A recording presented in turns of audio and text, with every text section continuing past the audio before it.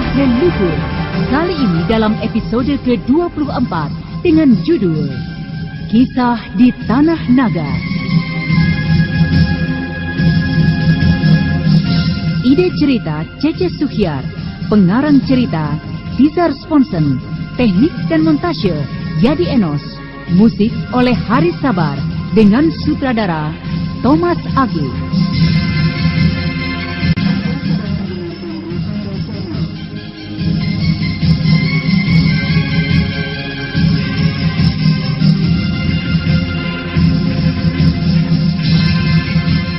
Pada seri yang pertama ini menampilkan Rio Sempana sebagai Raden Purbaya, Mucus sebagai Lambis Pala, Idris sebagai Gulandar, Elias sebagai Raga Japur, dibantu oleh Rizky dan Yoko. Pembawa cerita Neni Sumardi. Selamat menikmati.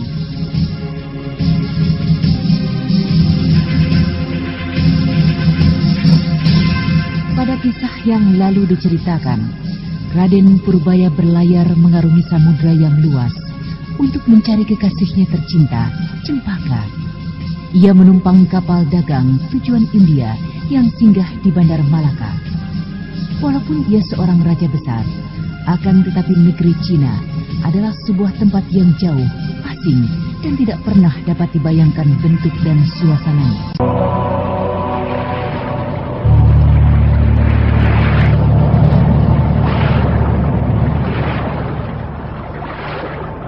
Yang jagat Dewa Batara, lindungilah perjalananku ini. Entah bagaimana nasib Kak Cempaka saat ini. Apakah aku akan dapat menemuinya? Selamatkan juga kekasihku yang sangat aku cintai.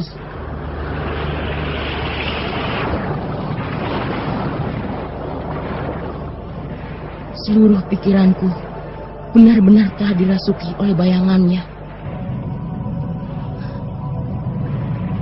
Awak kapal itu masih saja memperhatikan diriku. Tingkahku yang berteriak-teriak tentu membuatnya cemas. Menjadi satu dengan orang gila dalam satu kapal. Mau apa awak-awak kapal keling itu mendekati aku? Anak muda, bolehkah aku tahu siapakah engkau ini? Dan apa tujuanmu pergi ke Malaka? Namaku adalah Purbaya. Oh. Dan tujuanku sebenarnya adalah negeri Cina. Tetapi karena tidak ada kapal yang menuju negeri itu, aku terpaksa pergi ke Malaka dahulu. Untuk apa engkau ke sana? Kenapa tidak kau jawab? Apakah engkau hendak mengadu nasib di sana? Apakah aku perlu menjawab itu, Paman? Sebetulnya aku tidak ingin mencampuri urusanmu. Itu adalah urusanmu sendiri. Tetapi sikapmu tadi mulai meresahkan beberapa penumpang kapalku ini.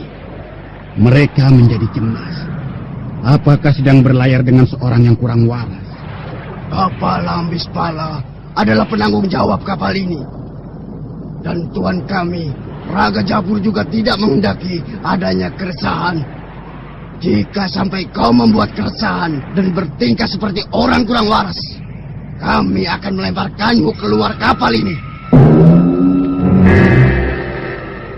Raden Purbaya tertunduk. Sedikitpun ia tidak memberikan reaksi dengan sikap awak kapal itu. Sedangkan Lambis Pala, sang nahkoda, merasa iba dengan sikap Raden Purbaya yang ternyata adalah seorang anak muda yang baik. Kami percaya kau tidak akan mengecewakan kami. Sebaiknya kau beristirahat saja di dalam kamarmu sana. Dan lupakanlah pikiran-pikiran buruk tentang kekasihmu. Kau adalah lelaki yang gagah. Terima kasih, Paman Lambis Pala. Sebentar lagi, saya akan masuk untuk beristirahat. Beberapa saat setelah Lambis Pala meninggalkannya, Purbaya masih saja termenung, memandang jauh ke tengah lautan. Tetapi beberapa saat kemudian, ia melangkah masuk ke dalam kamarnya.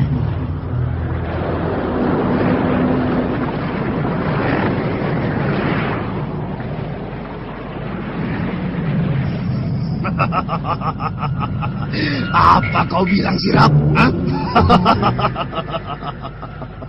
Ada-ada saja engkau ini. Hah? Hah? Dia itu Raja Karang Sedana. Hah? Sejak dia naik ke kapal ini, aku sudah memperhatikannya.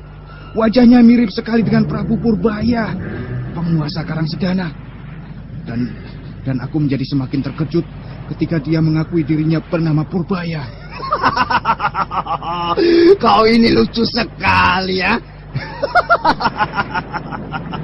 Seperti itukah raja-raja di negerimu? Hah? Negeri Pasundan? Raja Jembel barangkali ya. Aku juga tidak mengerti, Jambi. Mengapa bisa terjadi seperti ini?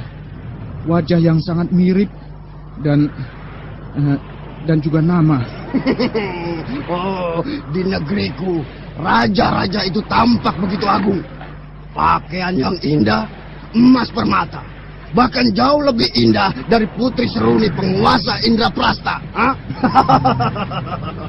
Ya, seharusnya dia juga seperti itu. Mengenakan pakaian yang indah. Sudahlah. Memangnya berapa lama engkau tinggal di kerajaan Karang Sedana, ha? Ya, memang aku tidaklah lama.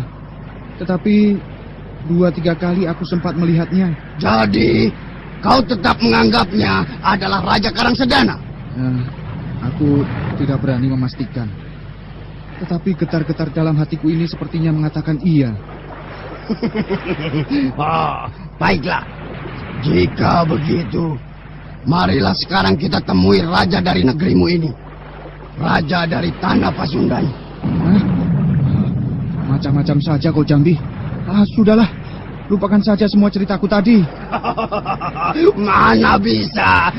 Mana bisa? Justru ini adalah sebuah permainan yang menarik.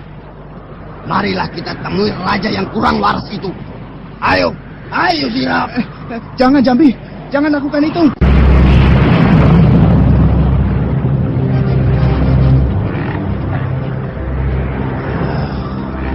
Mengapa engkau memegang tanganku, Sirap?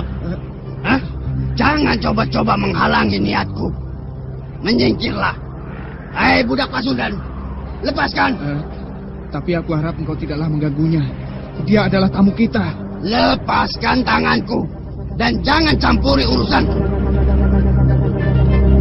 Awak kapal yang dipanggil dengan nama Sirap itu nampaknya gentar menghadapi kawannya yang dipanggil dengan nama Jambi. Setelah melepaskan tangan Jambi, Sirap segera berlari mencari nahkoda kapal dagang itu. Sementara Jambi terus menuju kamar Raden Purbaya.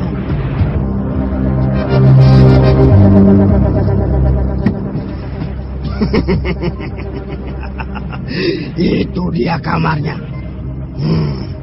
Akan kupermainkan pemuda kurang waras itu.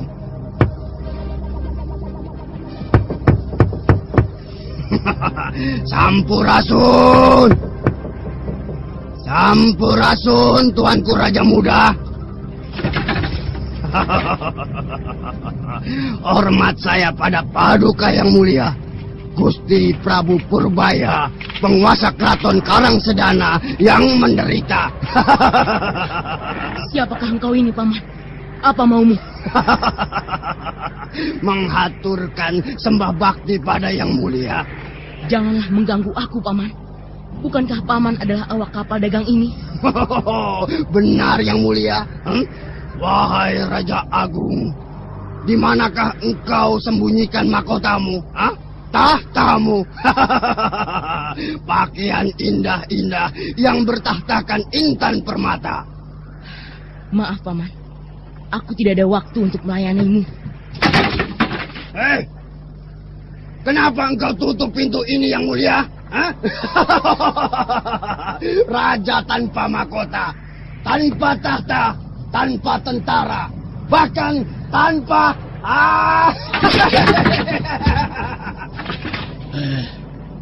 Apa yang sedang kau kerjakan di situ, Jambi? Tidak apa-apa, Bapak Lambis. Kau memang benar-benar liar. Tinggalkan tempat ini. Dan jangan coba-coba ganggu penumpang kapal ini. atau kau akan kulempar keluar kapal ini. Baik, baik Bapak Lambis. Jambi berlalu meninggalkan pintu kamar Raden Purbaya. Sirap menarik nafas lega karena berhasil menggagalkan niatan Jambi untuk mengganggu penumpang kapal yang diduganya adalah Prabu Purbaya. Tetapi di samping itu juga, hatinya berdesir tegang. Ia merasa khawatir dengan pembalasan Jambi. Sementara itu kapal dagang itu dengan layar ganda yang besar terus melaju menembus samudra yang seakan-akan tanpa batas. 2 hari telah berlalu.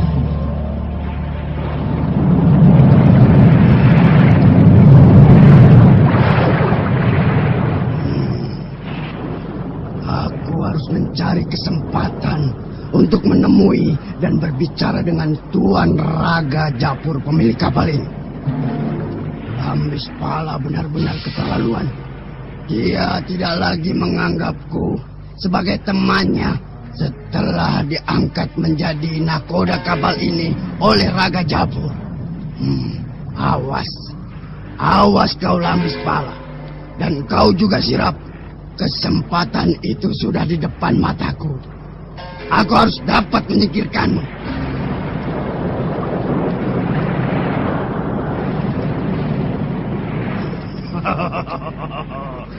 Pemuda itu akan kujadikan alat untuk dapat menjatuhkan dirimu.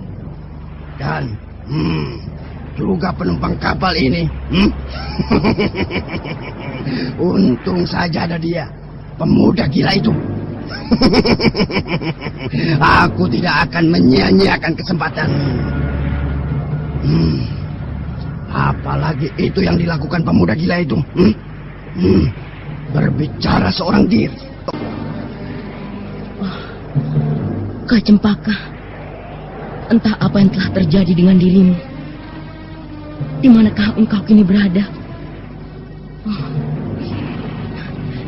Yang jagat Dewa Betara, jika memang di Nirwana sana aku dapat menjumpainya, kuburkanlah saat ini juga aku di tengah lautan ini.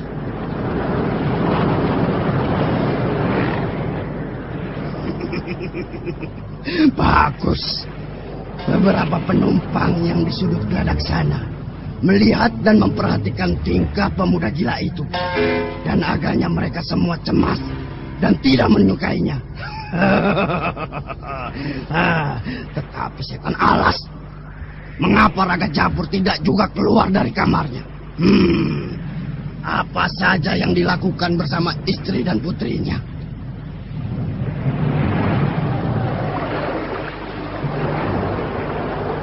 Oh, itu pintu kamarnya terbuka. Raga Japur keluar bersama dengan putrinya.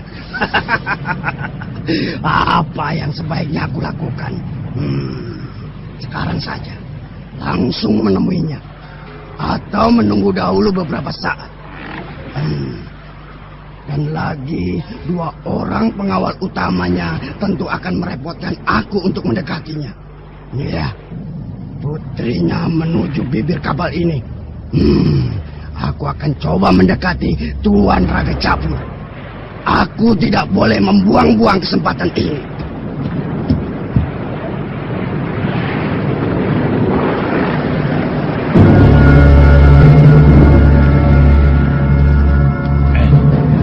Mau apa kau naik kemari, ha? Tugasmu di bawah sana. Maaf Bapak Gulamdar, saya ingin bertemu dengan Tuan Raga Japur. Ada yang hendak saya sampaikan. Jangan ganggu Tuan Raga Japur dengan urusan-urusan tetek bangik yang tiada arti. Urusan ini cukup penting dan serius Bapak Gulamdar. Biarkan dia datang kepadaku, Gulamdar. Terima kasih Tuan Raga Japur. Saya mempunyai sedikit masalah di kapal ini. Masalah? Kenapa engkau tidak membicarakannya dengan Lambis Pala? Bukankah dia adalah nakoda kapal ini? Maaf Tuan Raga. Masalah ini tidak akan selesai jika saya bicarakan hanya dengannya. Masalah apakah itu? Bukankah engkau ini Jambi, sahabat dari Lambis Pala? Benar, Tuan. Bapak Lambis Pala telah bertindak tidak bijaksana terhadap sebagian besar penumpang kapal ini. Apa maksudmu? Coba jelaskan. Bapak Lambis Pala telah membiarkan penumpang kapal ini yang kurang waras untuk berkeliaran, sehingga mengganggu ketentraman penumpang di kapal ini. Penumpang kurang waras? Gila maksudmu? Begitulah, tuanku. Lambis Pala telah mengisi kapalku ini dengan pemuda yang kurang waras. Benar-benar aku tidak mengerti dengan sikapnya itu. Tuanku dapat menanyakan pada seluruh penumpang kapal ini. Dan jika memang tuanku ingin melihatnya, ya, dia ada di sana, di bibir kapal ini.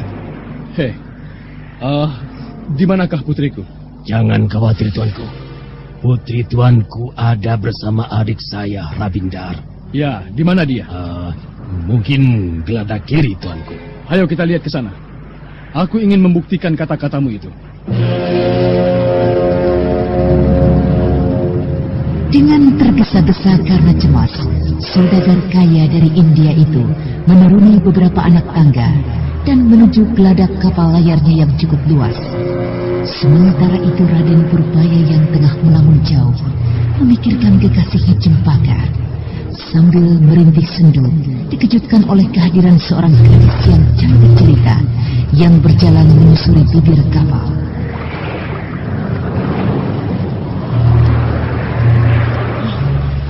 Dewata Agung, Kak Cempaka, Kak Cempaka, kemana saja engkau, Kak Cempaka? Sambil berteriak kegirangan, Raden Purbaya berlari mendekati gadis cantik jelita yang disangkanya Cempaka. Tetapi ketika ia hendak menubruk dan memeluknya, tanpa disangka-sangka, laki-laki tinggi besar yang berjalan di sampingnya mengibaskan tangannya. Wanita cantik yang disangkanya Cempaka menjerit ketakutan dan kemudian berlari serta menubruk memeluk ayahnya yang datang mendekat. Ayah, setan gila. Lemparkan pemuda itu ke laut. Dan kau Jambi, panggil Lambis Pala. Aku ingin tahu kenapa dia memasukkan setan gila itu kemari. Panggil cepat Jambi. Baik Tuan Raka Jabur. Cepat lemparkan saja. Lemparkan manusia yang hendak mengganggu putriku itu. Baik, tuanku. Rabindar, salah seorang pengawal utama dari Raga Jabur, melangkah mendekati tubuh Raden Purbaya yang tergolek di geladak kapal. Sementara itu Raden Purbaya telah menyadari akan kesalahannya. Sebelum tangan Rabindar mencengkram dan melemparkannya, ia bangun dan kemudian membungkuk serta memohon maaf. Maafkan saya, Tuan. Maafkan saya. Saya tidak bermaksud untuk berbuat hina dan kurang ajar terhadap putri Tuan. Saya benar-benar tidak sengaja. Begitu mudahnyakah engkau meminta maaf setelah tadi hendak berbuat kurang ajar terhadap Tuan Putri Kalimina? Maafkan saya, Paman. Maafkan saya, Tuan. Saya benar-benar tidak sengaja. Mintalah maaf pada Dewa Laut, Rabindar melangkah terus dan siap mencengkram Raden Purbaya. Akan tetapi... Tunggu. Tunggu dulu, Rabindar. Ada apakah ini, Tuhan? Apa yang telah terjadi di sini? Lambis Pala, setan keparat. Apa yang telah kau lakukan, memasukkan setan gila itu ke dalam kapalku? Apa maksudmu, Apa yang telah terjadi, Tuan Raka Jabur?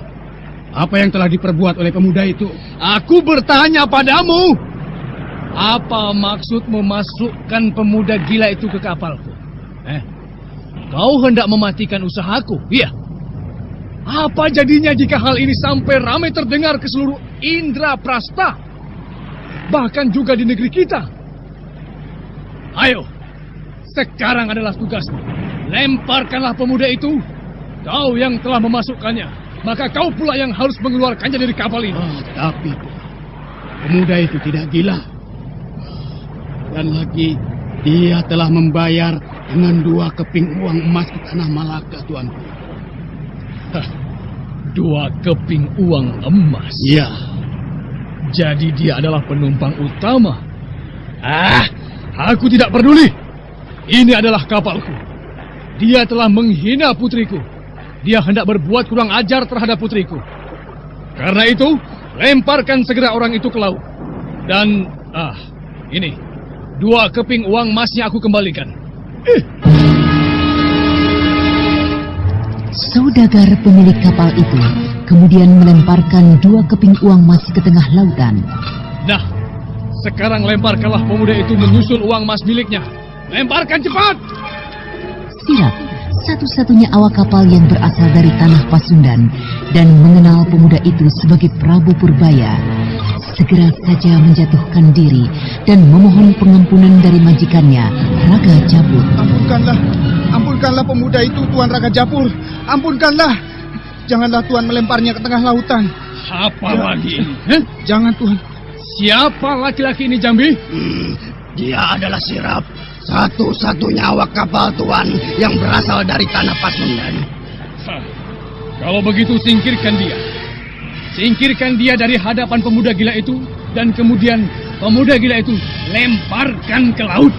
Ayo, mari anakku Mina. Minggir kau. Tuan, jangan lemparkan dia, Tuan. Dia adalah Prabu Purbaya. Dia adalah penguasa Karangsedana. Raga Japur bersama Putri Kalimina tersentak. Langkahnya terhenti. Kemudian keduanya berbalik dan mengamati pemuda yang diduganya gila. Tunggu dulu. Benarkah kata-katamu tadi? Coba kau ulangi sekali lagi. Beliau adalah penguasa Karangsedana. Beliau adalah Prabu Purbaya. Saya pernah melihatnya beberapa kali di kota raja. Jangan dengarkan ocehannya, Tuan Raga Japur. Sirap hanya ingin berusaha untuk menyelamatkan bangsanya. Lemparkan saja pemuda itu dan habis semua perkaranya. Tuanku berarti telah menciptakan kembali ketenangan dalam kapal ini. Selangkah demi selangkah, Raga Japur kembali menuruni anak tangga dan mendekati Raden Purbaya. Diamatinya sungguh-sungguh pemuda di hadapannya. Dan kemudian Raga Japur mendekati Sirap awak kapalnya. Kau benar bahwa dia adalah seorang raja? Kau berani bersumpah atas nama-nama dewa yang kau sembah? Bahwa kau yakin dengan sepenuh hati? Kau pasti? Saya...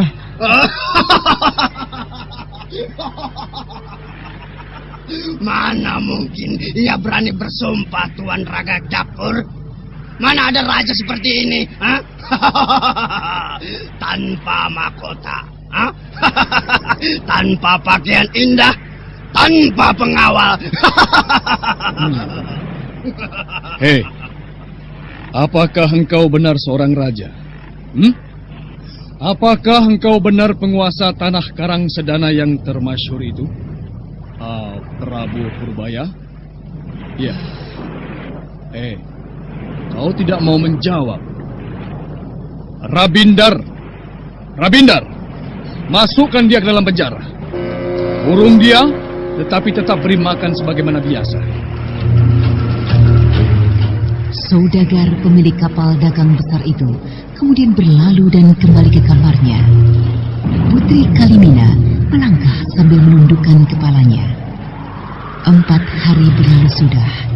Raden Purbaya menghabiskan waktunya di dalam kamar khusus yang rapat tertutup. Hanya lubang kecil ke arah laut lepas yang menjadi temannya. Dari hari ke hari, pekerjaannya hanya melamun, memandang jauh ke tengah samudra.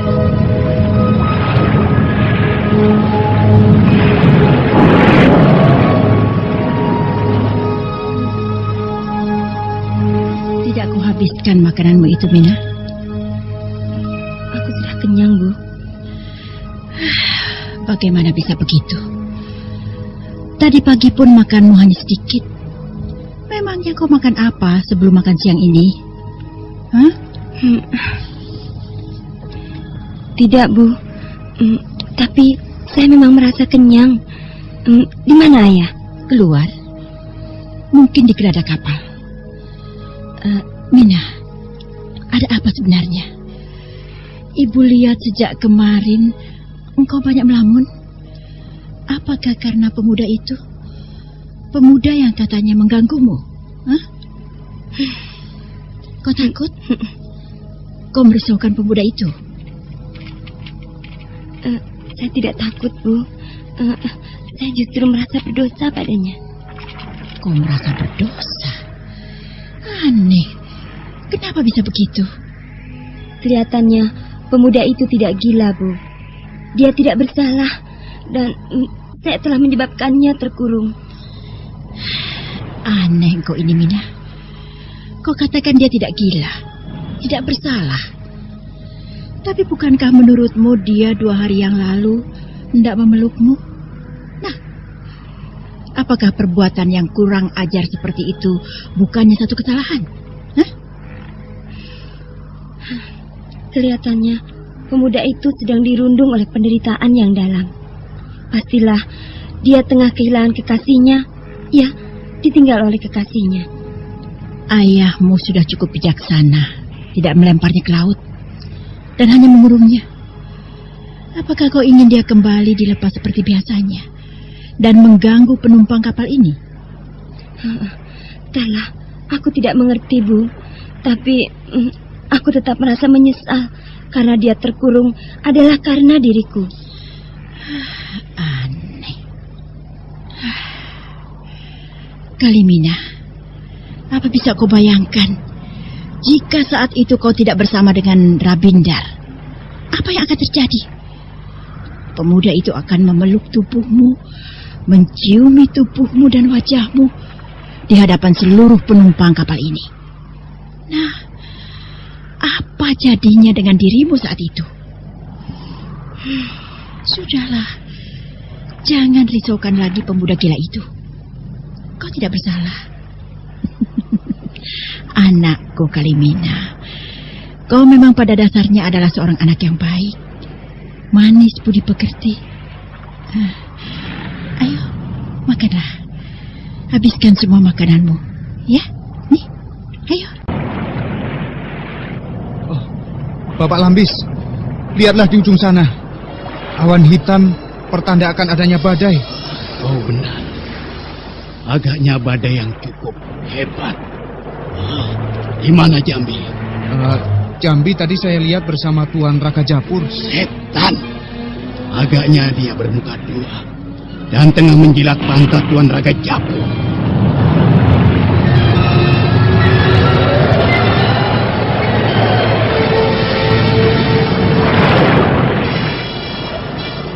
Oh, Bapak Lambis. Badai itu segera datang, Bapak. Oh, gila. Gila. Mengapa jadi cepat ini? Cepat. Cepat beritahu kawan-kawanmu. Aku akan mengambil alih kemudi. Woi, turunkan layar. Badai segera datang. Turunkan layar. Para penumpang kapal, ayo segera masuk ke dalam. Badai datang.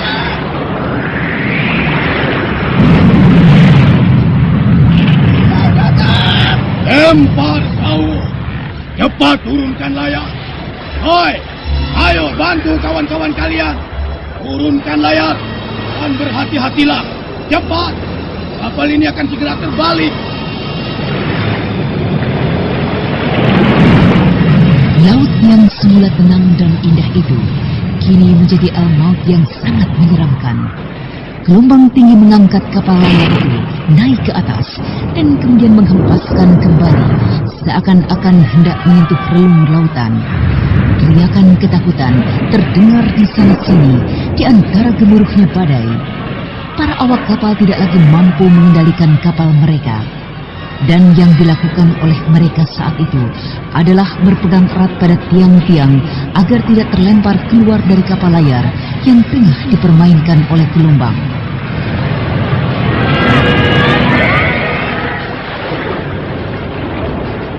Sementara itu di dalam kamarnya, Raden Purbaya bagaikan tersadar dari lamunannya.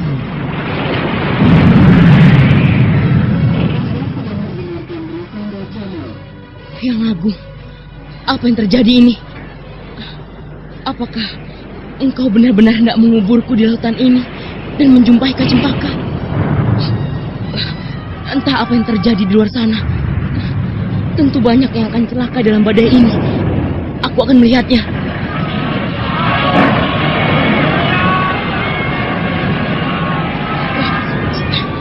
Terkunci. Aku harus membukanya dengan paksa. Tidak ada jalan lain lagi. Yang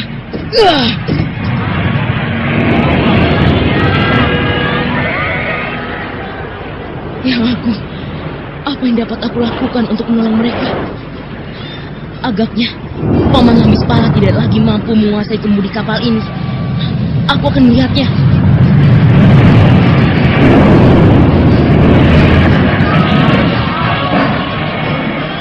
Raden Purbaya melangkah cepat sambil sesekali berusaha menguasai dirinya dari terjangan serta guncangan kapal tersebut. Sementara itu di bagian kemudi kapal layar.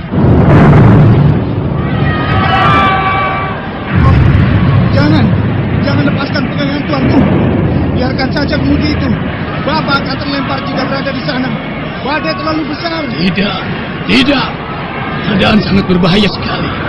Jika aku dapat menguasainya, kapal ini akan dapat lebih tenang. Tidak mungkin, Bapak Lambis. Badai kali ini luar biasa sekali. Jangan lepaskan pegangan Bapak. Awas, berhati-hatilah Bapak Lambis. Celaka. Agaknya Bapak Lambis tidak akan dapat menguasai dirinya. Dia terlempar terbalik. Dia terputar oleh tendangan kemudi. Awas, Pak Lambis. Celaka.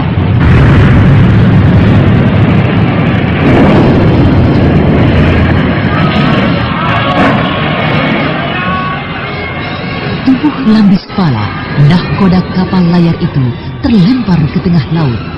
Akan tetapi Raden Purbaya yang baru saja datang segera menyambar segulung tambang yang berada di sampingnya dan cepat melempar ke arah tubuh Lambispala yang tengah melayang jatuh ke tengah gelombang. Bagaikan ular, tambang itu membeli tubuh Lambispala dan tanpa disadari oleh Sirap, tubuh nahkodanya telah tersentak kembali tak jauh darinya yang membentur-benturkan kepalanya di tiang kapal.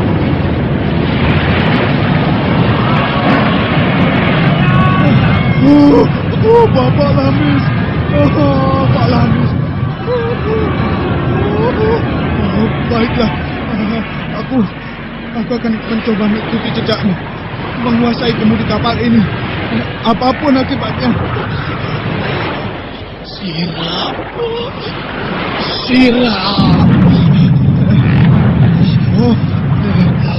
Siapakah engkau?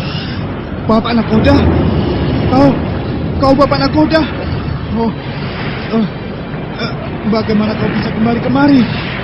Apakah mataku kini telah rusak karena air mata dan air laut ini? Sirap, peganglah tanganku.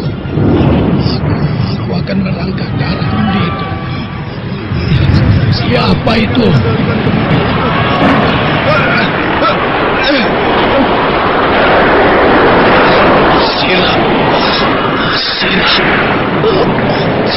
Sirap.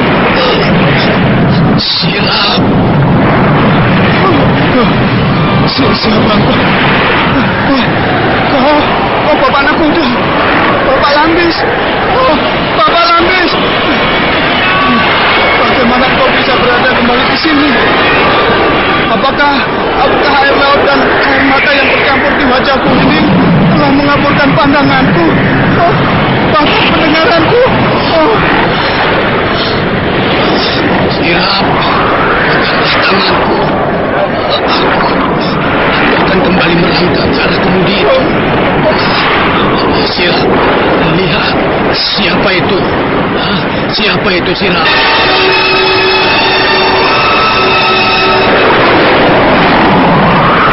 Sirap, dia berhasil menguasai kemudi dalam badai yang keras ini.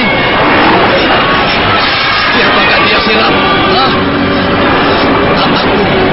sana dan membantunya. Awas kapal Lambis! Guncangan perahu besar ini masih cukup kuat untuk melemparkan kita.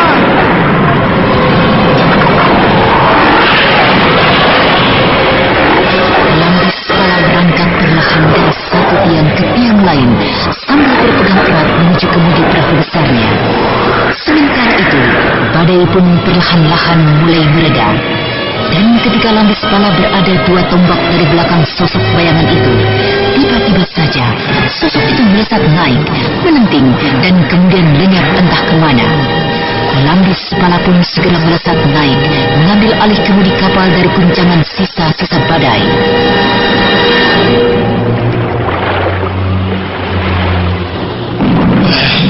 Kemanakah orang tadi? Siapakah dia itu? Entahlah Bapak Lambis. Aku tidak dapat melihatnya dalam keburaman badai tadi. Periksa apa saja kerugian kita karena badai tadi. Dan juga lihat keadaan para penumpang. Lakukan pertolongan sebaik-baiknya jika ada di antara mereka yang mengalami mabuk ataupun cedera. Baik, Tuan. Bagaimana dengan anak buahmu, Lambis Pala? Aku rasakan badai kali ini luar biasa sekali. Nyaris menghancur luluh lantakkan perahu besarku ini. Sudah kami periksa, Tuan. Tidak ada di antara awak kapal ini yang celaka. Kami semua selamat. Ya, bagus. Lanjutkanlah pelayaran kita ini dengan sebaik-baiknya dan kecepatan penuh. Aku ingin segera tiba di Malaka dan beristirahat di sana. Aku akan melihat putri di dalam. Badai kali ini membuatnya mabuk. Silahkan, Tuan. Hoi, naikkan kembali layar. Kita lanjutkan pelayaran ini. Apa sebenarnya yang telah terjadi tadi? Siapa yang telah menolongku? Iya, aku merasa tubuhku terlempar jauh ke tengah lautan. Tapi mengapa tiba-tiba saja aku tersentak dan jatuh kembali di atas geledak perahu besarku ini? Oh, Yang Agung, apakah sebenarnya yang telah terjadi? Siapakah bayangan yang mengendalikan kemudi perahu besar ini ketika badai tengah mengamuk dengan dahsyatnya? Siapakah adanya bayangan itu? Aku akan berterima kasih. Aku berterima kasih padamu, wahai Dewata Agung, dengan tiada terkira.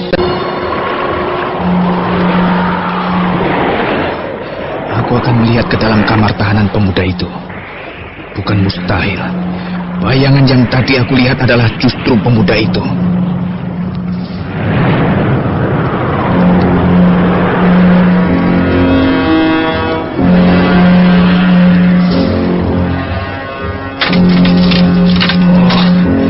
Yang jaga Dewa Betara.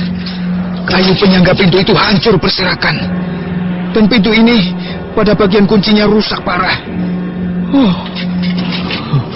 Dewata Agung, apa yang harus aku lakukan?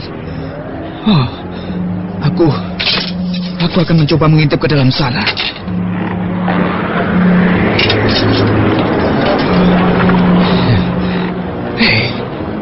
Pemuda itu ada di dalam sana dan sedang asik memandang jauh ke tengah lautan.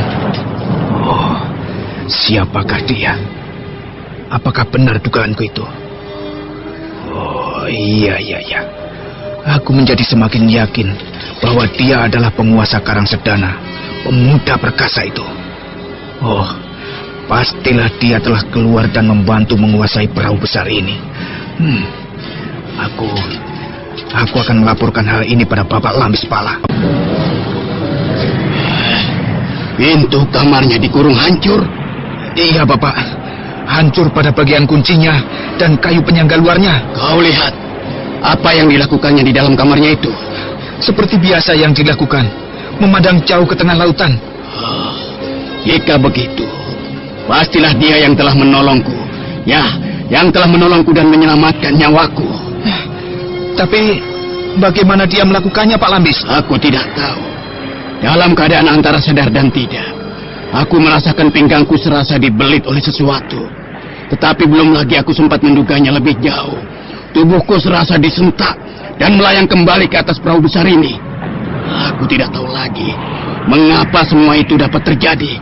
Tetapi tiba-tiba saja kita melihat sesosok bayangan seseorang yang tengah berusaha mengendalikan kemudi perahu besar ini. Pak Lambis, jika aku boleh lebih jauh bercerita tentang penguasa Karang Sedana itu.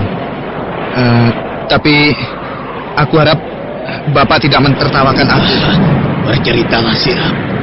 Aku akan mendengarkannya. Dan aku tidak akan mentertawakanmu. Begini Pak Lambis. Di Karang Sedana aku banyak mendengar tentang raja mereka. Tentang kebijaksanaannya. Tentang ketampanannya. Dan juga tentang keperkasaannya yang diceritakan bagaikan dewata. Bahkan diceritakan pada masa kecilnya pemuda itu sudah mampu mengalahkan panglima perang dari Karang Sedana yang saat itu dikuasai oleh Prabu Suntana. Resi Amista diceritakan menguasai ilmu hitam yang hebat. Tetapi menghadapi penguasa Karang Sedana yang saat itu masih seorang bocah, tidak berdaya. Ceritamu itu serasa bagaikan dongeng saja, Sirap. Tetapi kejadian seperti itu dapat saja terjadi. Ya, jika memang Dewata menghendaki, ya, apa saja dapat terjadi. Bapak pasti tidak mempercayai ceritaku itu. Tetapi sesungguhnya lah, aku sendiri juga ragu, Pak. Tetapi cerita itu berkembang, meluas di seluruh Karang Sedana. Tetapi, apakah pemuda yang berada di perahu besar kita ini adalah penguasa Karang Sedana yang perkasa itu? Ya, memang benar dia seorang yang perkasa. Tapi apakah benar dia adalah seorang raja? Jika memang benar, bukankah aneh sekali? Untuk apa dia mengarungi lautan seorang diri, tanpa pengawal, tanpa pakaian indah, dan agaknya juga tanpa bekal yang pantas untuk seorang raja? Iya, saya tidak tahu. Saya juga tidak mengerti, Pak Lambis. Ada perahu besar mendekati kita. Perahu besar di sebelah barat.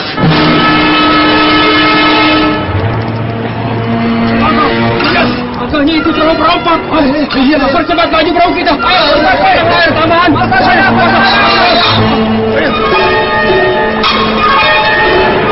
Hei, apa yang terjadi? Ada apa ramai-ramai? Itu tuanku, lihatlah. Agaknya perahu bajak laut mengejar kita. Oh, perompak. Oh, perintahkan awak kapal ini untuk mempercepat lajunya kapal ini, ayah.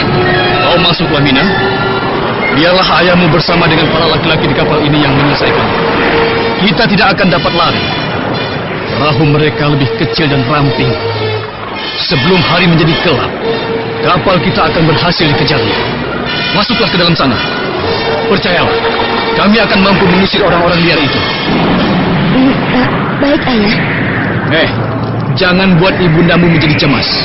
Katakan saja kita kedatangan bajak-bajak dengan perahu kecil. Tenangkan ibundamu di dalam sana. Baik, ayah. Baik.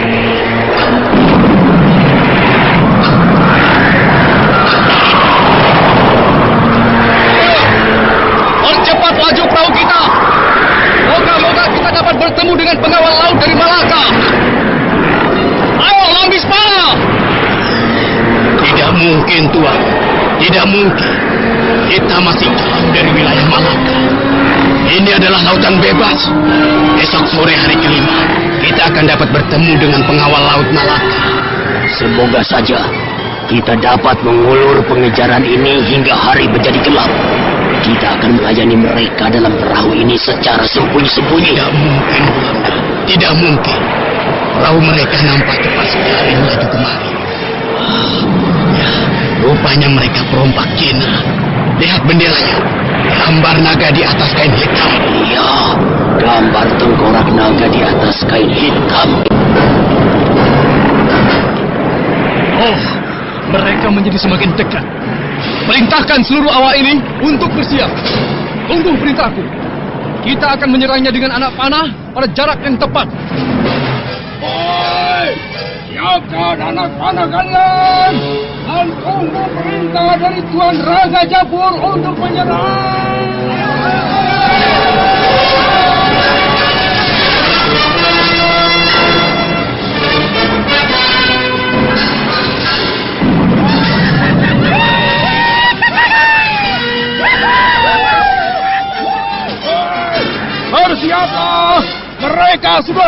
semakin dekat.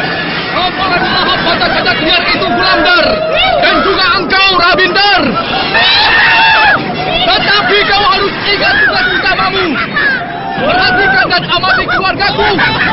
Aku tidak ingin seorang pun dari mereka mendapat celaka. Baik, Tuan Raja Japur.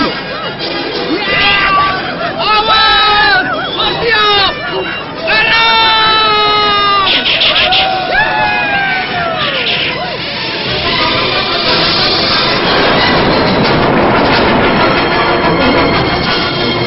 Perahu bajak itu meluncur cepat merapat, tanpa mempedulikan anak-anak panah yang terbang menghujani mereka. Tali-tali mulai berterbangan, mengait perahu dagang Raga Japur. Dan beberapa saat kemudian, bambu-bambu panjang pun melintang, membuat jembatan di antara kedua kapal itu. Awas! Lepaskan busur dan genggam senjata kalian. Ya!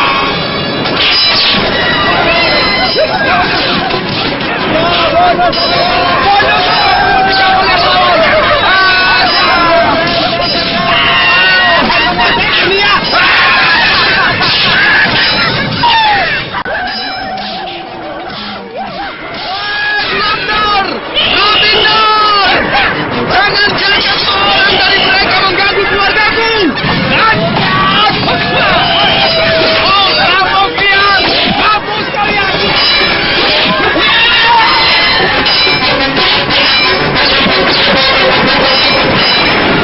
Pertempuran yang tidak seimbang terjadi. Beberapa awak kapal mulai tumbang, terkapar dengan tubuh bersimbah darah. Sementara itu dua pengawal utama keluarga Raga Japur mendapatkan diri, sehingga dia tidak mampu untuk berbuat apa-apa ketika beberapa perompak mulai mendobrak kamar terbesar di dalam kapal dagang itu. Ayah! Tolong, Ibu!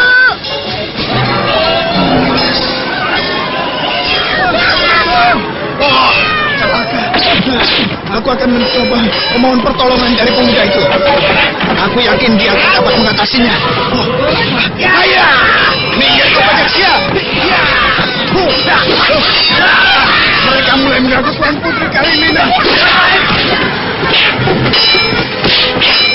Sirat berusaha membuka jalan menuju bagian dalam kapal yang telah banyak dipenuhi oleh para bajak.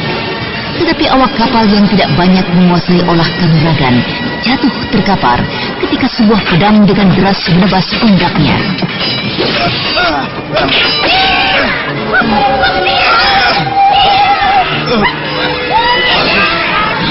Bagus, mereka meninggalkan diriku. Aku akan dapat merangkak ke dalam kamar pemuda itu. Anak manis, ini harus kita bawa ke tanah kita.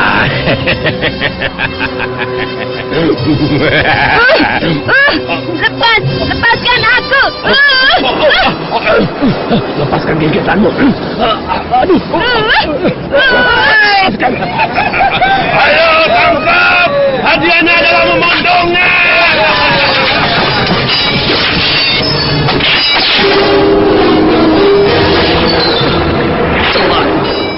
Putriku menjadi bulan-bulanan perompak liar itu. Berhenti! Hentikan pertempuran ini!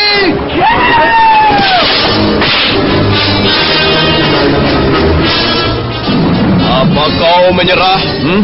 Dan bersedia untuk menyerahkan seluruh hartamu? Iya, aku menyerah. Dan akan menyerahkan seluruh harta milikku. Tetapi, aku minta kau tidak mengganggu seorang pun penumpang kapal ini.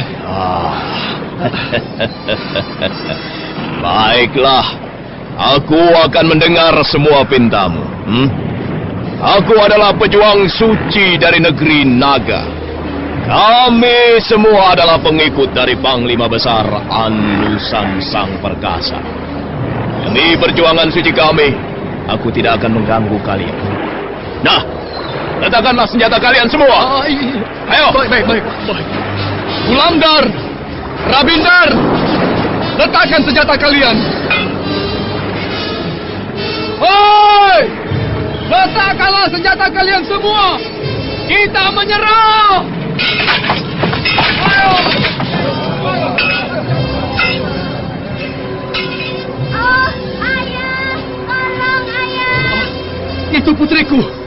Tunggu! Jangan bertindak ceroboh. Kalian semua adalah tawanan kami. Jangan ceroboh. Ayo, mari masuk. Kita lihat apa yang sedang terjadi dengan putrimu itu. Kalimina yang berhasil melepaskan diri dari cengkraman para bajak liar itu lari memasuki bagian dalam kapal dagang milik ayahnya. Tetapi ketika ia sedang mengendap-endap menyembunyikan dirinya dari kejaran para bajak itu, sebuah tangan yang penuh bersimbah darah mencekalnya. Hal mana membuatnya terkejut. Tetapi sesaat kemudian ia menyadari bahwa tangan itu adalah tangan salah seorang awak kapalnya yang telah terluka. Entah Paman Sirap. Ayo, cepat ke sana, menyebar dan tangkap. Ke sebelah sana, Putri. Itu. Masuk cepat ke arah kamar itu. Ayo cepat. Ayo. Ya, benar. Kamar ini. Ayo, lekas masuklah. Tapi tidak bisa dikunci. Kemari cepat. Tuan Purbaya, tolonglah kami. Tolonglah. Para perompak mengganggu kapal ini. Tolonglah, Tuan. Belum lagi Raden Purbaya yang masih asik memandang jauh ke laut lepas menjawab, tiba-tiba terdengar pintu dibuka dan ini dia burung kita.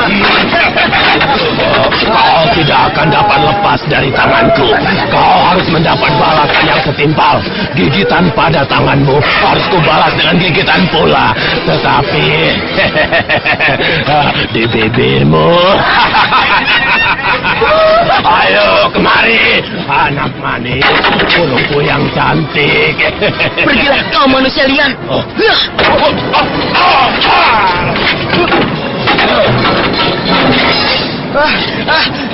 Setan berani melawan.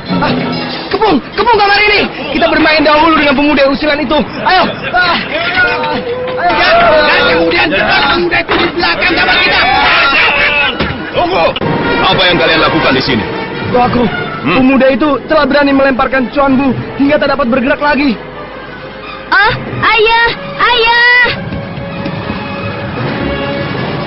Ayah, tolonglah aku. Mereka jahat sekali. Tenanglah, Mina. Tenanglah. Mereka tidak akan mengganggu kita.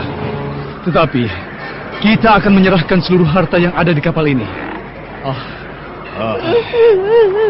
Benarkah kau yang telah membuat adikku itu terkapar tidak berdaya? Iya. Adikmu adalah laki-laki liar yang tidak mengenal sopan santun terhadap wanita. Dia hendak mengganggu wanita itu. Siapa kau ini, anak muda? Apakah kau awak kapal ini?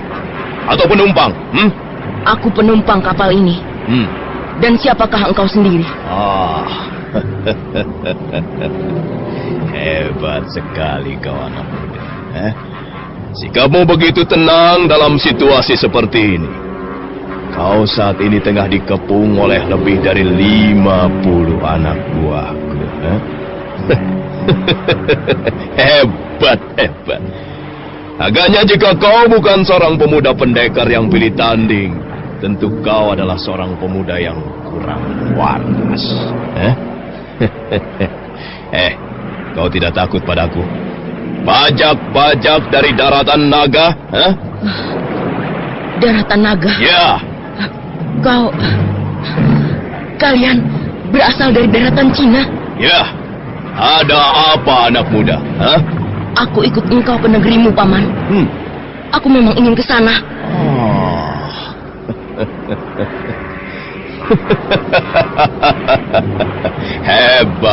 Hebat sekali. Agaknya kau adalah pemuda bernyali naga. Kau tidak gentar menghadapi kami, bahkan hendak turut bergabung bersama kami. Bagus. Kita ambil semua yang ada di dalam kapal ini. Bawa juga wanita itu. Ayo, bawa yang ada.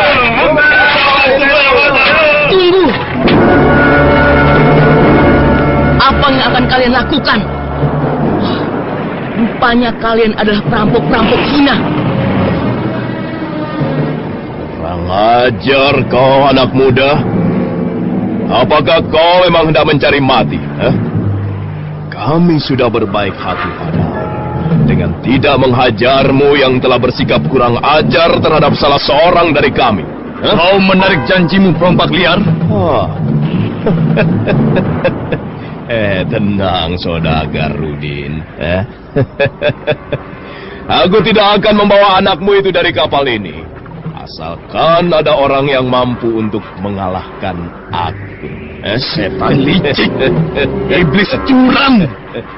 Kau menarik janjimu setelah kami semua melepaskan senjata. Aku, Lubeng, seorang yang licik? Boleh kau katakan begitu, Tuan Raga Japur. Seharusnya kau bersyukur hari ini hanya bertemu dengan aku, perompak suci. Ketahuilah, semua harta yang aku ambil darimu adalah semata-mata untuk perjuangan kami. Untuk kebangkitan kami, bangsa Tartar dari tindasan bangsa Han di bumi Tiongkok. Nah, aku tunggu kau di luar dengan para jagomu. Tempat ini terlampau sempit untuk kita bertanding. Ayo!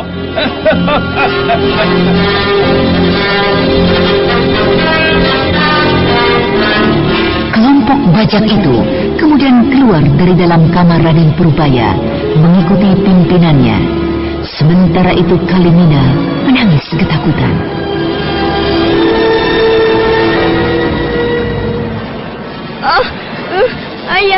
Ayah, tolonglah aku, ayah. Paman Gulandar, Paman Rabindar. Tenanglah anakku Kalimina. Aku tidak akan membiarkan seorang pun dari mereka mengganggu dirinya. Hei, marilah kita keluar. Tuanku Purbaya, tolonglah majikan kami. Tolonglah Putri Kalimina dari cengkeraman bajak liar itu. Aku tahu tuanku adalah Prabu Purbaya yang perkasa. Aku tahu tuan yang telah menyelamatkan kapal ini dari bencana kehancuran tadi. Dan aku tahu tuan juga yang telah menyelamatkan Bapak Lambis Pahla dari cengkeraman El Maut. Bangkitlah, Paman. Marilah kita melihat mereka. Iya, Tuan. Ayo.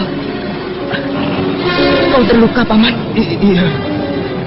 Aku minta salah seorang dari kalian yang mengerti pengobatan untuk menolong Paman ini. Biarlah aku yang akan mencoba menyelesaikan masalah bajak ini. Raga Japur, Putri Kalimina, dan 2 orang pengawal utamanya bagaikan kena sihir, diam tidak bergerak membeku hingga Raden Purbaya keluar dari dalam kamarnya. Dan ketika Raga Japur menguasai dirinya kembali. Ayo cepat, kita lihat dia keluar. Gulandar, lihat muka Sirap, kurangi rasa sakitnya, dan bawa cepat keluar. Mari cepat, kita lihat mereka, anakku.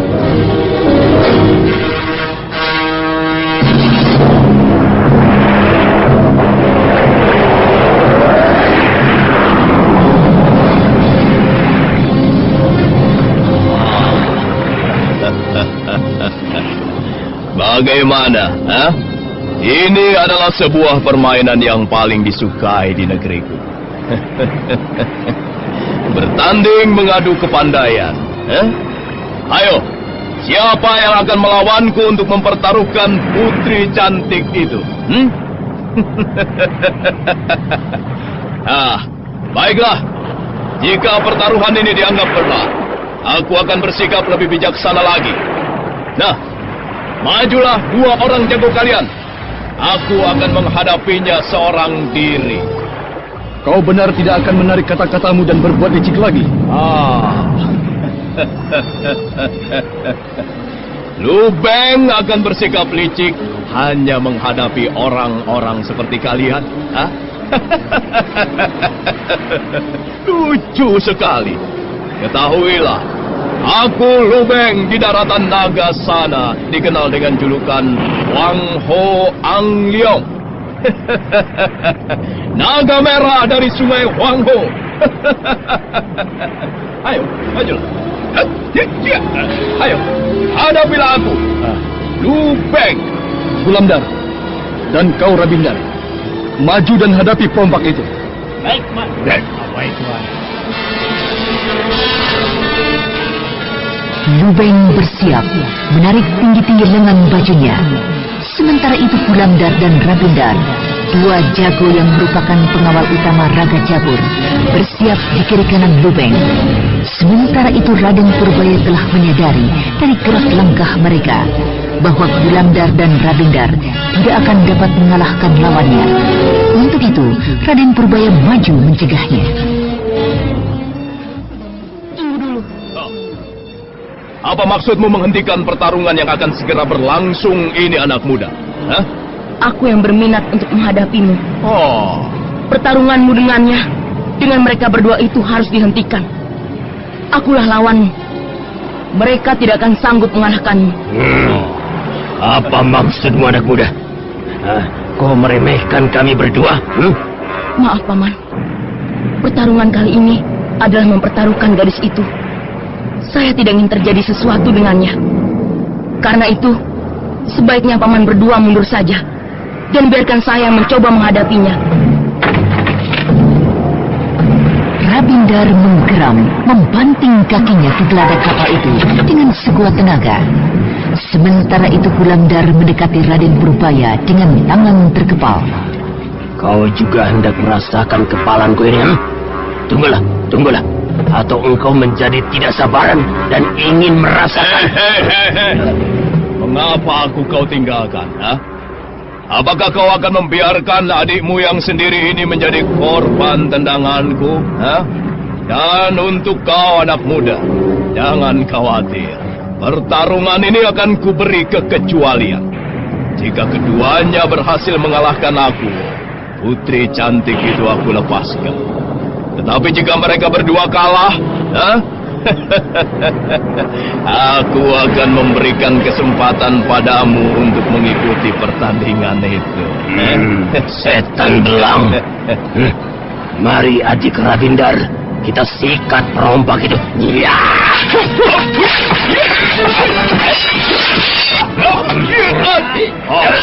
Aku justru tertarik denganmu, anak muda. Aku ingin sekali cepat-cepat menjajal kemampuanmu. Karena itu terpaksa aku tidak akan berlama-lama lagi dengan pertandingan yang tidak aku suka ini.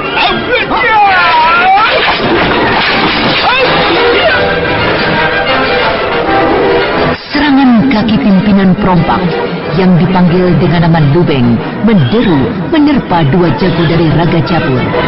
Kaki-kakinya yang gagal melemparkan dua lawannya berdentang keras jatuh di geladak kapal, seakan-akan hendak memecahkan kayu tebal itu. Pimpinan perompak itu terus mendesak. Sementara itu dua jago dari Raga Jabur itu berlompatan menghindari serangan yang mereka sadari bahayanya. Tetapi sesaat kemudian,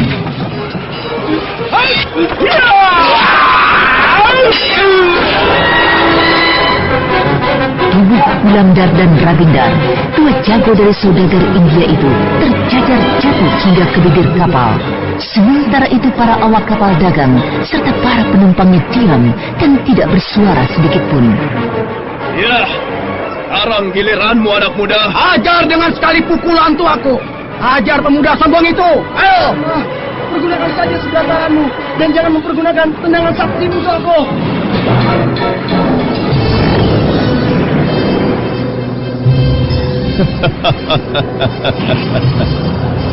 Ya, sekarang giliranmu, anak muda. Majulah.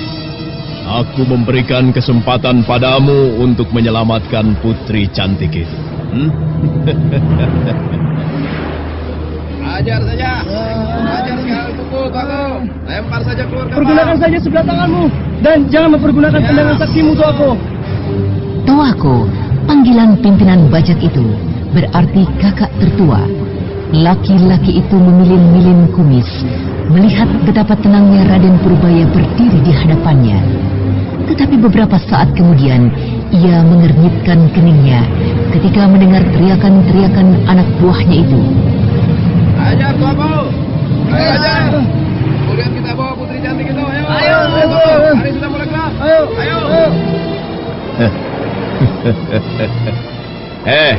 Kalian kira mudah menghajar dan menjatuhkan anak muda ini? Jangan samakan anak muda ini dengan 2 gentong kosong itu. Toh aku pasti akan dapat menjatuhkannya dalam 2 gebrakan. Lalu kau sendiri bagaimana? Kau sanggup menghadapi Cukatong? Saya akan menjatuhkannya sebelum 10 jurus toh aku. Ayo, majulah kau, adik Cukatong. Aku berjanji akan menyerahkan putri itu padamu jika kau dapat mengalahkannya, dan bukan pada Panglima Anlusan. Aku tidak main-main. Sudahlah, kau jangan banyak bicara. Ayo, maju dan hadapi dia. Terima kasih, Tian. Agaknya kau memberikan rezeki yang tidak terhingga padaku sore ini. Bersiaplah untuk menerima hukumanmu, anak muda. Kau telah melukai adik Cuanbu, dan sekarang aku akan membalasnya dengan melemparkan engkau ke dalam lautan itu. Ayo, cepatlah serang aku, Paman Cukatong. Kita akan segera selesaikan urusan ini. Dan kemudian, kalian harus antar aku ke negeri kalian. Setan sombong.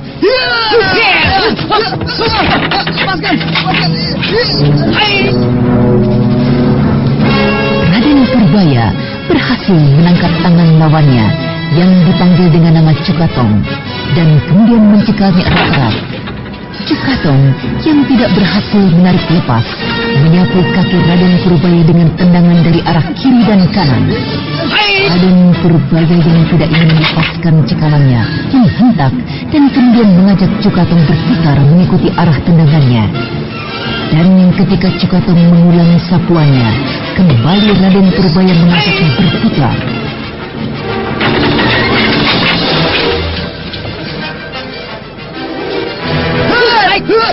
Lepaskan tanganku. Mari kita bertempur dengan baik. Apakah sekarang kita bukan sedang bertempur? Baiklah. Nah, aku lepaskan.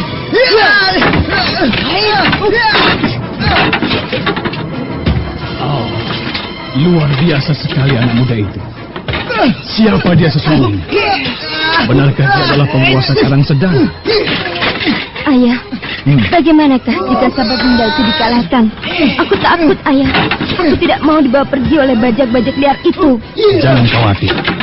Pemuda itu kelihatannya akan dapat menguasai situasi. Tenanglah anakku Mina. Lihatlah itu. Bajak liar itu dipermainkannya. Tapi bagaimana dengan pimpinannya yang mengalahkan Paman Gulambar dan Rabindar? Aku kira dia akan dapat mengalahkannya. Ayah, apakah benar pemuda itu penguasa Karang Sedana? Seorang raja? Entah. Aku juga tidak tahu. Tapi menurut Sirap, dia begitu yakin bahwa pemuda itu adalah Prabu Purbaya.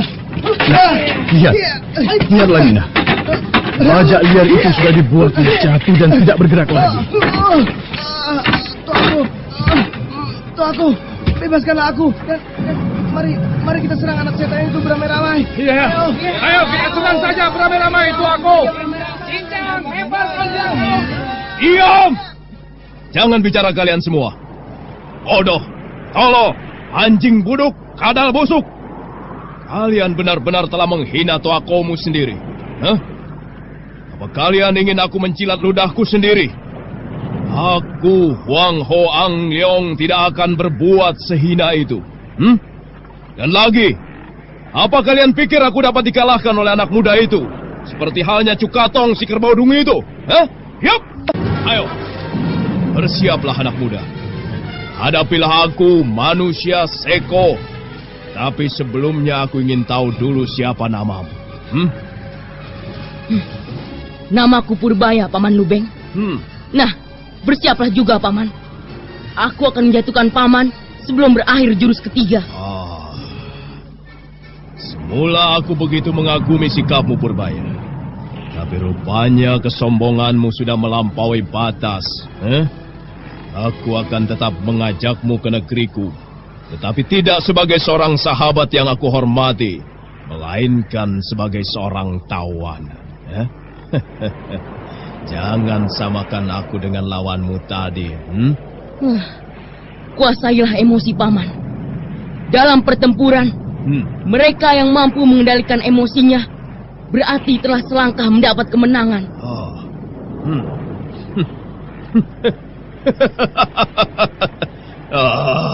Kau benar-benar sudah keterlaluan, anak muda. Baiklah, aku akan mengangkat guru padamu jika kau bisa mengalahkan aku. Tetapi sebaliknya, jika kau kalah, kau harus menjadi pelayanku, yang selalu bertugas membersihkan tubuhku dan juga kotoranku setelah aku buang air besar. Bagaimana? Baiklah, Paman. Aku akan menuruti apa saja kehendakmu. Baik.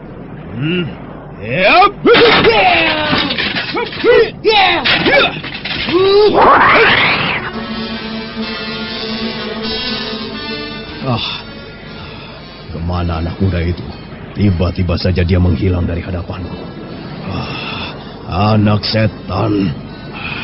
Hei, anak setan, keluarlah kau. Jangan mempergunakan ilmu iblismu. Dia ada di belakangmu. Aku berada di belakangmu, Paman Lubeng. Setan, jangan main sembunyi-sembunyi. Hadapilah aku secara jantan, anak muda. Baiklah, aku akan menghadapimu seperti halnya janjiku. Jagalah 3 jurus seranganku ini, Paman Lubeng. Jangankan 3 jurus, 1000 jurus pun akan kuhadapi. Hayo, majulah anak muda.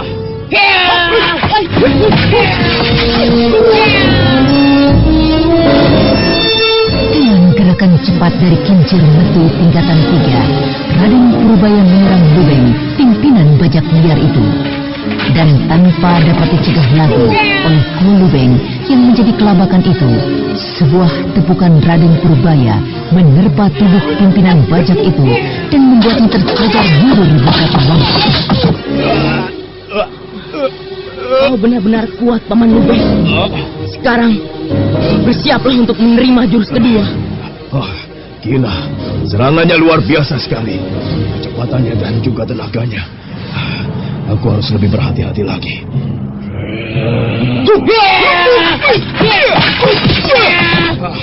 Aku akan menghadapi serangannya dengan tendangan saktiku.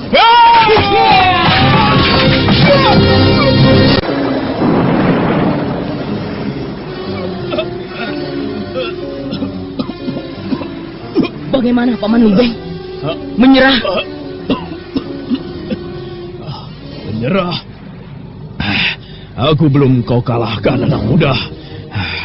Bagaimana bisa kau katakan aku menyerah? Ingatlah, masih ada 1 jurus lagi. Kau harus menjadi pelayanku dan mengurus kotoranku sehabis aku buang air besar. Jika begitu, mengapa Paman masih saja duduk di sudut situ? Ayo, bangkitlah. Kita selesaikan jurus terakhir itu. Setan benar anak muda ini. Pukulannya yang kuhadang dengan tendangan saktiku membuat seakan-akan remuk seluruh tulang-tulangku. Aku harus bangkit dan menyelesaikan 1 jurus lagi.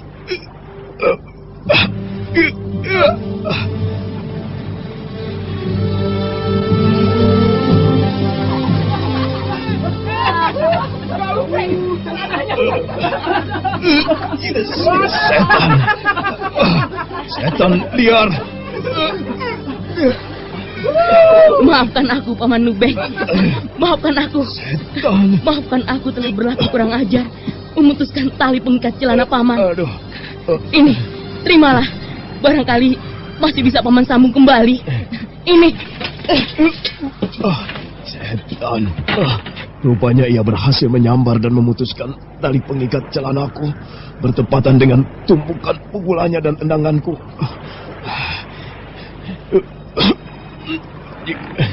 Jika dia mau membunuhku, agaknya memang semudah pembalik telapak tangan. Aku mengaku, aku mengaku kalah, anak muda. Terimalah hormatku, muridmu ini, Huang Ho Ang Niao. Sudahlah. Paman Lubeng, bangkitlah. Aku hanya bermain-main saja. Jangan berlutut seperti itu. Aku tidak akan bangkit sebelum kau menerimaku sebagai murid. Sebagaimana janji kita tadi. Atau jika memang kau tetap berkeras, tidak akan menerima aku akan menggorok leherku sendiri. Baiklah. Bangkitlah, Paman Lubeng. Aku akan menganggapmu sebagai murid. Tapi aku tidak mungkin menurunkan ilmu-ilmu dengan begitu saja, tanpa izin dari guruku sendiri. Tidak usah kau memberikan satu jurus pun, guru muda. Menjadi murid orang hebat sepertimu adalah sudah merupakan kebanggaan. Panggillah aku dengan sebutan murid, dan aku akan bangkit. Iya, baiklah. Bangkitlah muridku, Lubeng. Terima kasih, guru. Terima kasih. Hei, semuanya, berilah hormat pada guruku ini. Ayo. Terima salam hormat kami semua.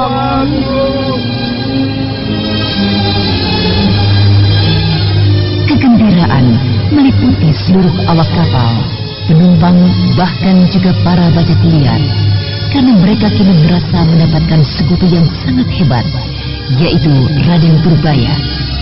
Sementara itu malam telah tiba. Lampu-lampu minyak di sudut-sudut perahu besar itu mulai menyinari bagian geladak perahu besar itu. Raga Japur menyalami dan memberi hormat pada Raden Purbaya atas semua bantuannya.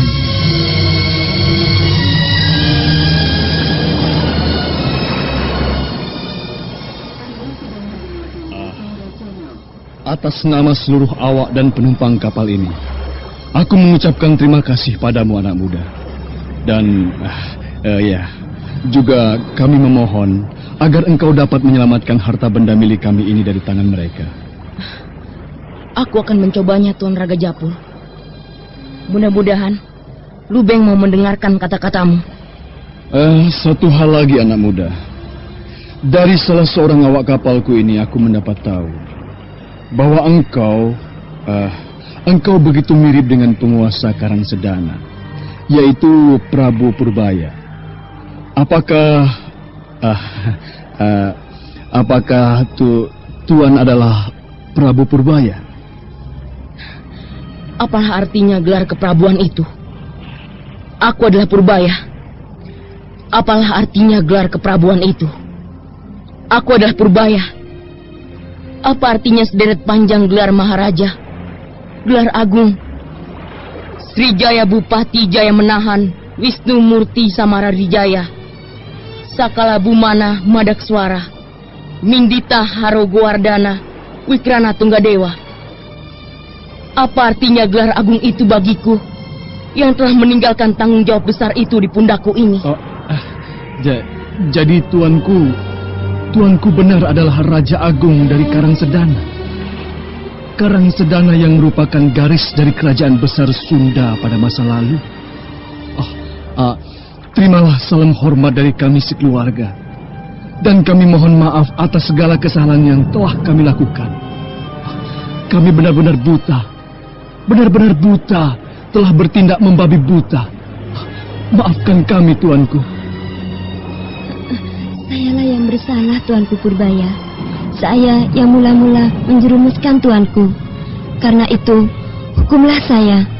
Saya bersedia menerima hukuman apapun. Sudahlah, kalian semua tidak bersalah. Aku mengerti. Semua perbuatan kalian adalah karena ingin menenteramkan perahu besar ini dari kecemasan menghadapi orang-orang waras seperti aku. Maafkan kami, Tuanku. Maafkan kami. Hukumlah kami yang telah menghina dan menganggap Tuanku seperti itu. Hukumlah kami. Sudahlah, Tuan Raga Japur. Lihatlah itu. Pemimpin bajak itu mendekat kemari. Aku tidak ingin mereka tahu siapa diriku ini. Guru, aku sudah memutuskan untuk segera meninggalkan tempat ini dan kembali ke negeri kami. Dan kami mengerti untuk kali ini kami mengadakan kekecualian. Satu keping pun uang maupun barang di tempat ini tidak akan kami ambil. Semua itu semata-mata adalah karena guru. Hai, angkat daun dan kembangkan layar. Kita berangkat. Angkat. Ayo.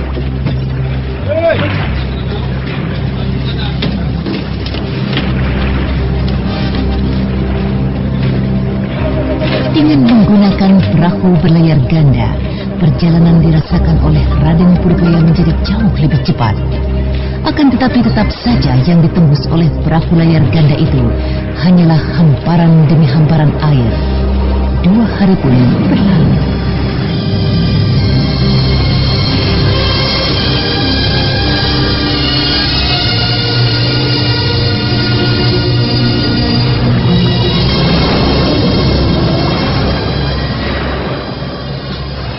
Paman Lubeng. Kau guru, mengapa tidak beristirahat saja? Angin laut kali ini terasa sangat menusuk tulang. Berapa lama lagi kita akan tiba di Daratan Naga, negeri paman itu?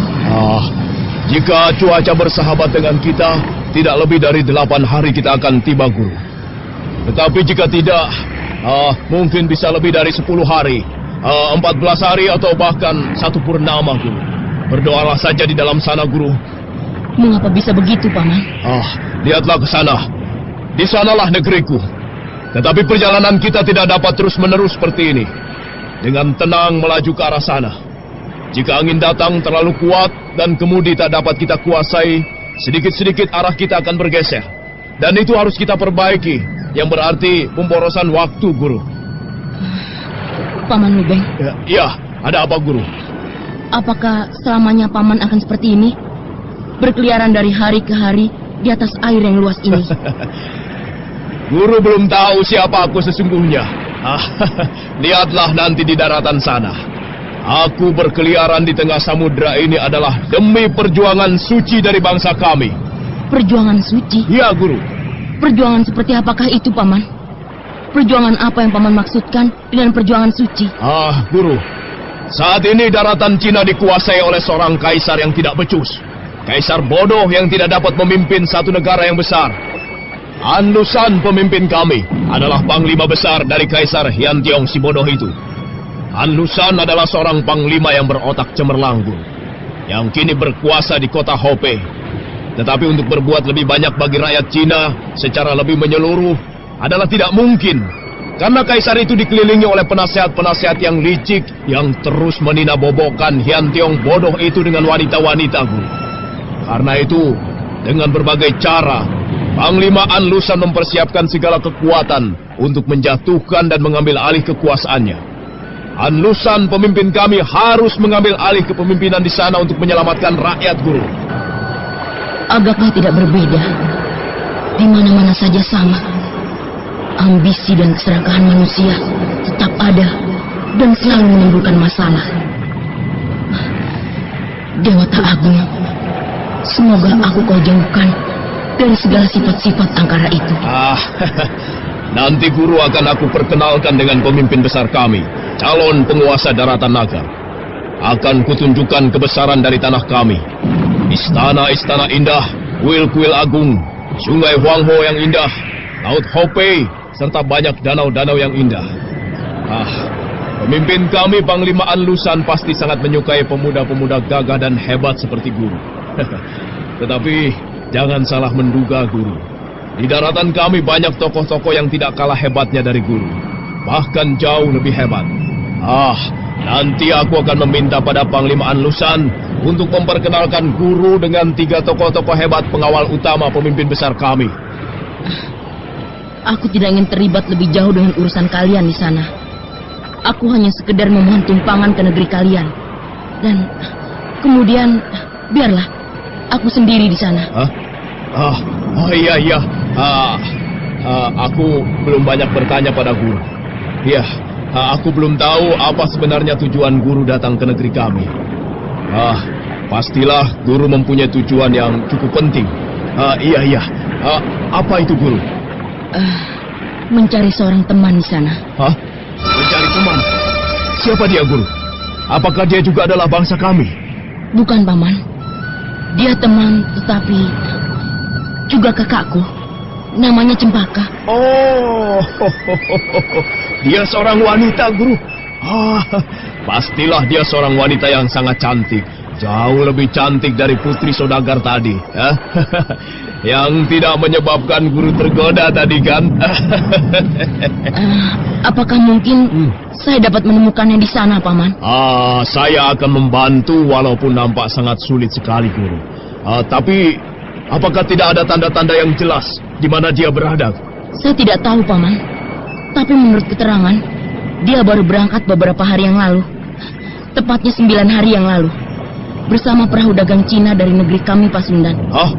Pasundan? Jawa? Sampohui? Ya, pastilah itulah Sampohui. Sampohui? Ya. Siapa itu, Paman? Satu-satunya perahu besar dari daratan kami yang berada di negeri Tuan adalah milik Sampohui. Sebenarnya dialah tujuan kami, Tuan. Tujuan Paman? Apa maksud Paman? Sampohui adalah antek dari Kaisar Hyantong. Di samping berniaga, dia juga hendak menjalin hubungan dengan penguasa di tanah Pasundan. Setan. Jadi dia sudah kembali.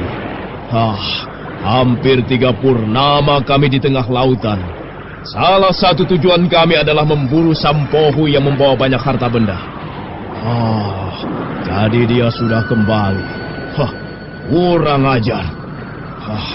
9 hari yang lalu, dia pasti sudah lebih dahulu di depan kita, Guru. Kian sudah berlaku tidak adil. Aku sudah menunggunya sekian lama di tengah lautan, tapi karena hanya 1 hari beristirahat di pulau kosong, aku harus kehilangan buruanku. 2 hari. Apa mungkin aku dapat mengejarnya? Tapi jangan khawatir, Guru. Aku akan dapat menemukan sahabat Guru itu. Jejaknya sudah demikian jelas. Jangan khawatir, Guru. Serahkan semuanya pada muridmu ini. Terima kasih, Paman Lubeng. Perahu Kolubeng meluncur terus di atas samudra yang luas itu menuju ke daratan naga. Kita tinggalkan dahulu Raden Purbaya yang tengah meluncur di tengah samudra bersama dengan pimpinan bajak laut dari Cina. Dan sekarang marilah kita ikuti kisah Cempaka. Seperti yang dijelaskan terdahulu, Cempaka meninggalkan Raden Purbaya karena merasa tidak pantas terus-menerus berada di sampingnya. Cempaka tidak sanggup untuk menerima Raden Purbaya yang kini adalah seorang maharaja. Bisik-bisik yang sengaja diatur oleh Raka Parumpang dan Ratih Budakwangi ternyata membawa hasil. Untuk itu, Cempaka bermaksud meninggalkan tanah Pasundan jauh-jauh dengan menyeberangi lautan. Jika memang aku harus mati, biarlah mati. Keberadaanku di Pasundan hanyalah akan membuat hancurnya pamor adik Purbaya sebagai seorang raja besar.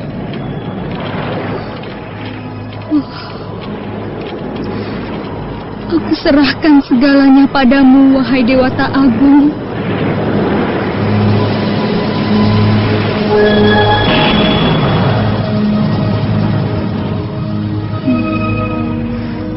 Lautan luas di hadapanku,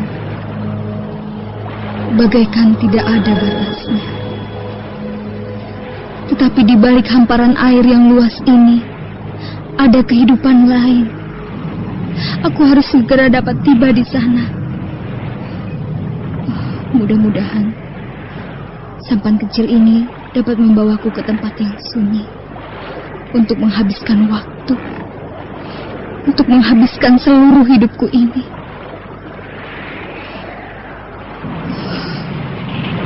Selamat tinggal, adik Purbaya. Selamat tinggal, tanah Pasundan.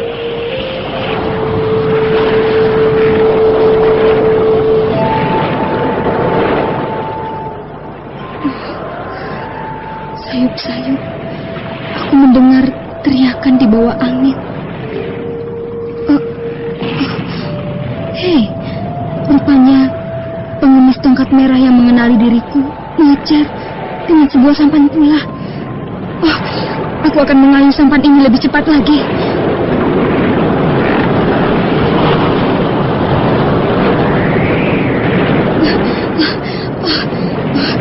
Ombak menjadi sangat besar. Ya, bagus. Bagus. Dengan demikian, aku dapat meninggalkan pengemis tongkat merah yang usilan itu.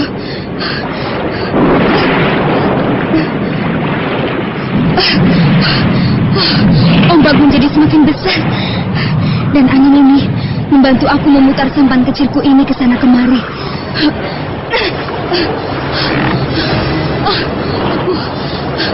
Aku tidak dapat lagi menguasai sampan ini.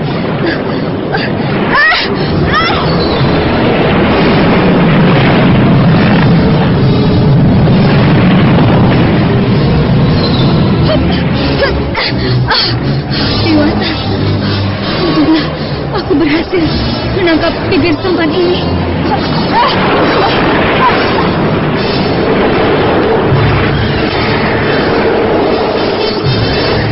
Cempaka terus menekan erat-erat sampan itu, dipeluknya dengan seluruh bagian tubuhnya. Dan bersama dengan sampan itu, tubuhnya naik ke atas dan ke bawah, diombang-ambingkan ombak besar.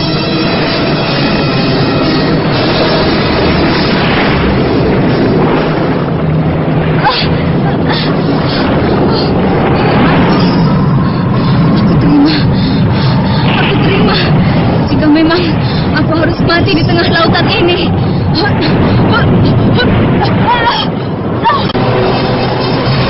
Woi!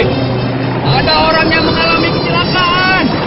Ada seseorang yang mendapat celaka di sebelah timur kapal kita.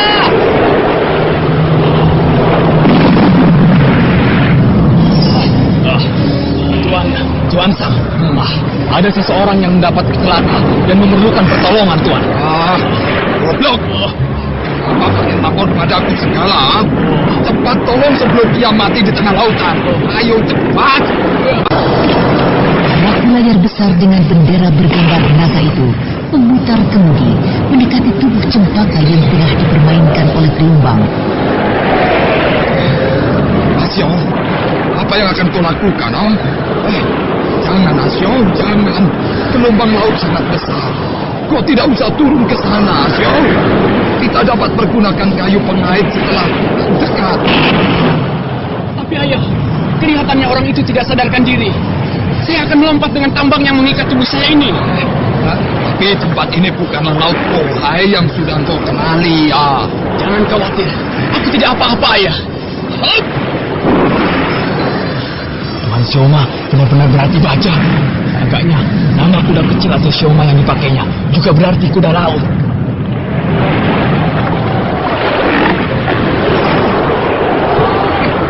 Tarik tambangnya. Gadis ini tidak sadarkan diri. Tarik. Cepat, tarik cepat.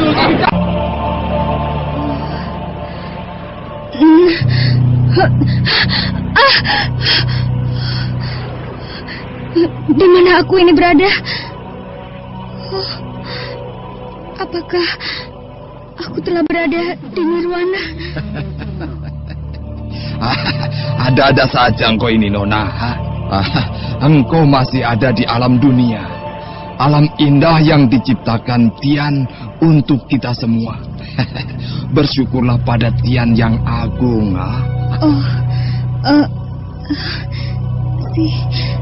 Siapakah kau ini, Bapak Tua? Aku ini adalah pedagang dari Cina. Dan aku baru saja hendak kembali ke negeriku. Namaku Sampo Hui. Lalu engkau sendiri siapa, Nona? Mengapa engkau bisa berada di tengah laut dengan sampan kecil ini, ya?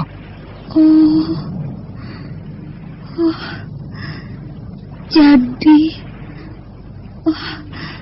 perahu besar ini tengah berlayar ke negeri Tuan, ke negeri Cina. Iya. Maaf, kami hanya bisa menyelamatkan Nona. Tapi kapal ini tidak mungkin kembali ke sana, ke negeri Nona Pasundan. Tapi Nona tidak perlu bersedih. Nanti Nona dapat menumpang kapal yang lain. Atau jika memang tidak kembali ke Pasundan bersama kami, Nona harus menunggu beberapa purnama. Maaf Nona, jika saya terpaksa membawa Nona jauh meninggalkan negeri Nona. Tidak, saya justru berterima kasih bisa meninggalkan Pasundan jauh-jauh. Dan juga terima kasih saya atas pertolongan Tuan. Jika hendak berterima kasih pada yang menolong Nona, saya bukanlah tempatnya. Berterima kasihlah. Dia sudah siuman, Ayah? Kemarilah, Sioma. Gadis ini hendak menyampaikan terima kasihnya pada orang yang menolong. Nona, inilah dia orang yang menolong Nona dari tengah gelombang. Dia adalah Sioma, putra tunggal saya. Bagaimana keadaan Nona? Tetaplah berbaring, Nona.